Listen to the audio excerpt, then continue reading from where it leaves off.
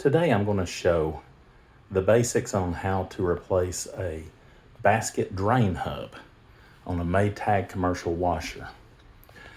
On mine, I'm not real happy with it. I've had to replace it twice already, and I'm actually replacing it again, just preventative, just to make sure that this is in a VRBO location that we have, and I don't want my guests to be without a washing machine. So anyway, so here's the hub. You can buy good quality ones online, anywhere from $8 to $20. And what you want to do, I've already taken these things apart, but want to show you the series that they're in. This right here basically just pulls up, and you have some little places you can take your screwdriver and just pop it up. So that comes off.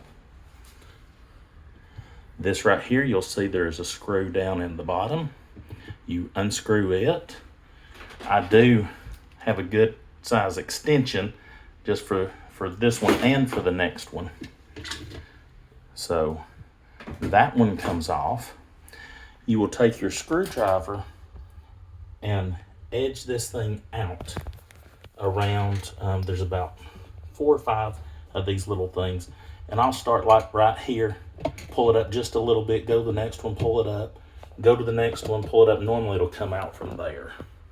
So that will leave you with this right here. Right here, you'll see that there is a screw down in here. That's why you need the longer extension. And you'll put that in there, just crank it out of there, loosen it up, and then this pulls out. Okay.